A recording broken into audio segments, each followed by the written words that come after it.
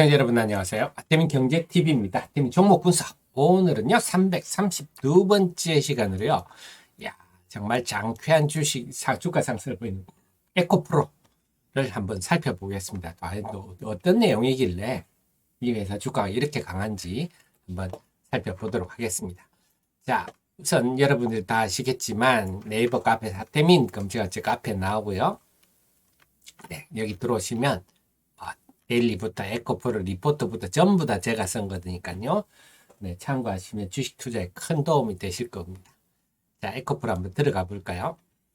에코프로가 사실은 개인 투자자들이 이해하기는 상당히 어려운 회사입니다. 자회사가 많아서 그런데요. 먼저 공지를 드리면 제가 매일 아침 8시 30분부터 10시까지 유튜브와 카카오 TV를 통해서 스트리밍 방송을 하고 있으니까요. 개장 방송 함께 하시면 큰 도움 되실 거다 말씀드릴 수가 있겠습니다. 그리고 제가 또 필요한 정보마다 이렇게 제가 카카오에 하태민의 주식사랑방 2기방 주식사랑방 2기방 들어오시면요.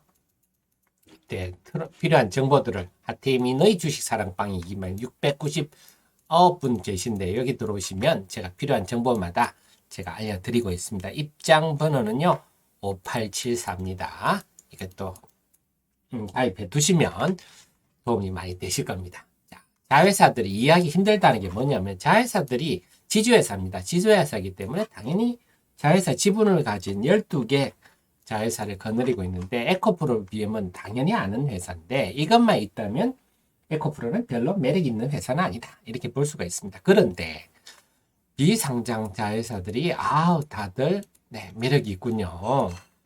전구체 수산화 리튬 이건 가공입니다. 밑에 설명을 드릴게요.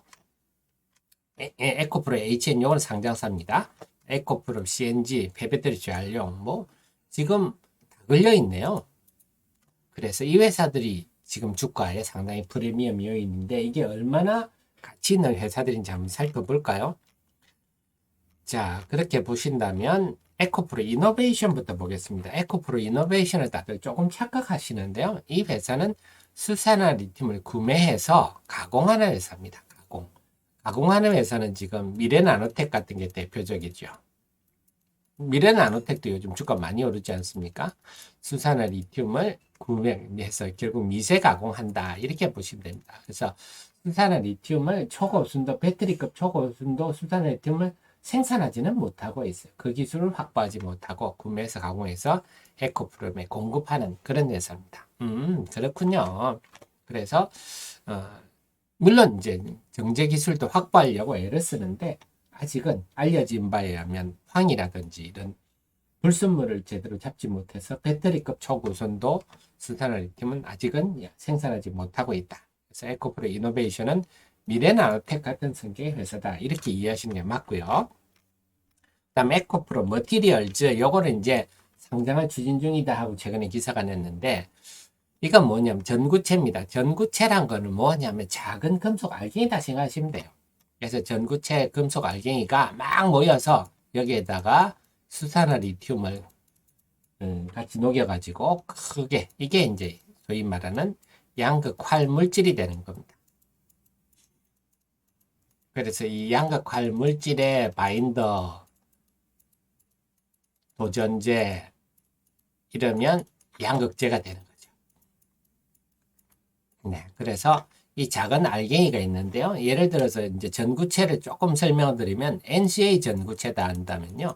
이 작은 알갱이가 니켈과 코발트를 같이 합쳐서 작은 알갱이를 만든 다음에 알루미늄을 코팅하는 방법도 있고 이런 전구체도 있고요. 아예 니켈과 코발트와 알루미늄을 처음부터 같이 섞어서 작은 알갱이로 만드는 이런 것들이 있습니다. 여러 방법들이 있는데요. 이게 전구체, 이게 막 수십 개, 수백 개 모이면 양극할 물질이 됐죠. 당연히 수산화 리튬과 같이 합쳐서 이렇게 됩니다. 그래서 이 알갱이들이니까 당연히 중국에서 많이 들여오죠. 그래서 대입경이다 하면 지름이 큰 겁니다. 그러니까 소입경은 좀 만들기가 힘들어요. 그러니까 결국 표면적을 늘리면 에너지 밀도가 높아지는 거 아닙니까? 배터리 효율이 높아지니까 작게 만드는 거는 좀 기술이 필요하다. 그래서 큰 것들은 주로 중국에 들여오고 작은 거는 그래서 아마 에코프로 머티리얼즈는 전구체 중에 아마 소입경 쪽으로 하지 않을까 싶어요. 근데 어쨌거나 지금 IRA법 때문에 중국에서 이것도 더 이상 못합니다. 그래서 그 양극재 업체 포스코 케미칼도 전구체 공장을 직접 만들어서 자급자족 비율을 높이듯이 에코프로 BM도 에코프로 머티리얼즈를 계속 전구체를 자체적으로 만들어서 탈중국화를 할 필요가 있어서 에코프로 머티리얼즈도 성장성이 뛰어나다 이렇게 봐야 되겠고요. 에코프로 AP는 여기에 들은 특수가스들 들어갑니다. 특수가스들, 산소, 뭐 질소 이런 것을 공급하고요. 에코프로 CNG가 또 요즘 주목받는 폐배터리 재활용입니다. 네, 그래서 이 집이 좀 유리한 게 뭐냐? 지금 폐배터리 재활용하는데 폐배터리가 없지 않습니까? 이게 문제거든요. 그래, 지금은 원자재 수급이 중요합니다. 그러다 보니까 에코프로 BM이란 모 회사가 이 양극재 만들다가 불량품이라든지 부스러기라는 거 이거 많이 나오거든요. 요거를 가지고 에코프로 CNG가 재활용을 할 수 있어서 이렇게 양극재를 끼고 있는 회사는 유리하죠. 그렇습니다. 그러니까 보면 우리가 LG를 끼고 있는 게 성일 이게 저기 세비캠이잖아요. 그 다음에 삼성 SDI를 끼고 있는 게 네, 성일 하이텍이잖아요. 그런 것처럼 에코프로 BM을 끼고 있는 건 에코프로 CNG라서 에코프로 CNG의 패브리 대활용 이 부분도 상당히 앞으로 기대가 되는 부분입니다. 그래서 결국은 이 회사가 자회사를 보면 에코프로 BM만 있다 이랬으면 지금 에코프로의 주가는 말이 안 되는 얘기인데요. 그냥 단순히 지주회사에 불과한데 비상장 자회사들이 요렇게 좀 뭐랄까 개성 있는 자회사들이 많으니까 이게 이제 플러스 알파 요인이 되는 거죠. 그렇군요. 에코프로가 이런 장점이 있군요. 할 수가 있는데요. 그렇다면 제가 이제 그럼 주가 상승 최근에 주가 상승 배경 이게 또 재미가 있는데요. 뭐 볼까요? 이야, 정말 장쾌한 주가 상승이 나타났습니다. 그래서 지금은 에코프로가 어느 정도인지 한번 보여드리면요. 코스닥의 지금 시가총액 상위 종목이 1위가 지금 에코프로 BM, 2위가 LNF가 이제 2위가 됐어요. 셀트리온 헬스케어이 밀려났네요. 한때 셀트리온 헬스케어가 1위였는 부동의 1위였는데 3위로 밀려 에코프로가 4위로 올라섰네요. 이야, 이제 에코프로 시가총액이 7조, 에코프로 BM이 16조, 포스코 케미칼이요. 이게 지금 한 17조입니다. 그래서 지금 양극재 업체들이 이제 17조, 16조까지 가니까 LNF도 9조가 가니까 에코프로 7조가 그렇게 비싸다는 생각은 좀 안 드는 이런 분위기인데 최근에 주가 상승을 보면요. 자, 사실 언제입니까? 2월 월요일이죠. 이날 아침부터 그 펀드 매니저 사이에 숏 커버링 얘기가 나왔습니다. 숏 커버링 매수가 들어온다. 그때만 하더라도 이 상승도 굉장히 컸거든요. 주가 지나보면 차트가 이래 되면 앞에 게 작아 보이지만 이 상승도 굉장히 커서 숏 커버링 들어와야 얼마나 들어오겠냐 했는데 그 다음에 쫙 올랐어요. 어느 정도 됐겠구나 했는데 그 이후에 더 오르는데요. 또 나온 얘기가 뭐냐면 요 시점에 또 공매도 세력이 또 많이 들어왔었다. 그런데 또 월요일 날 또 숏 커버링이 또 얘기가 나왔어요.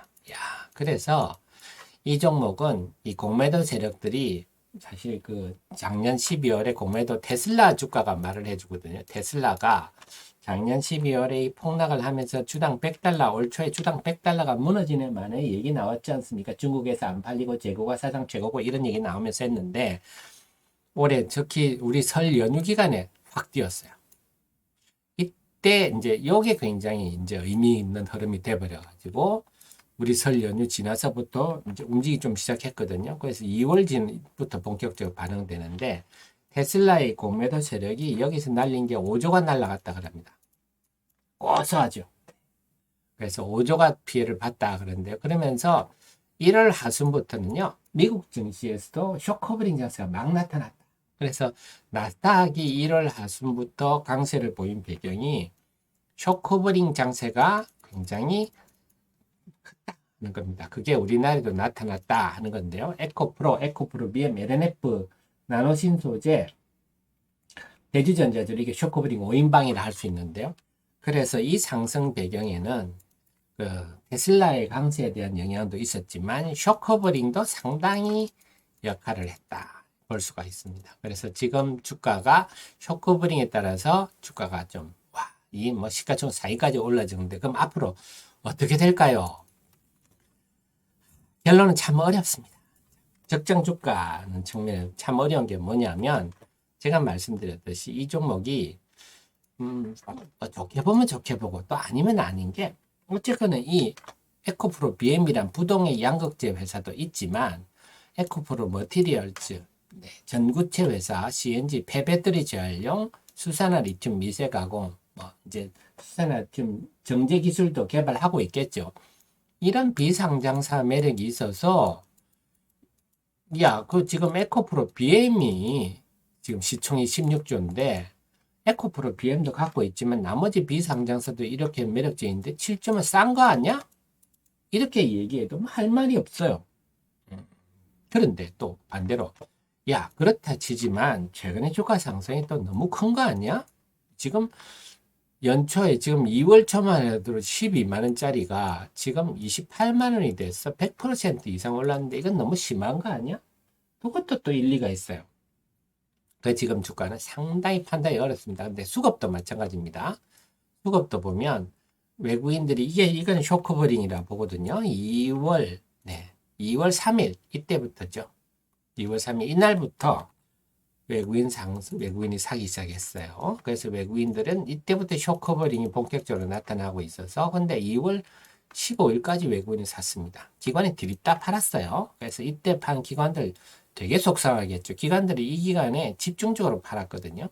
그래서 기관들이 그 100% 수익을 놓쳐버렸는데 2월 15일까지 외국인들이 샀어요. 2월 15일이면 요까지군요. 요까지. 외국인들이 요까지 샀는데요.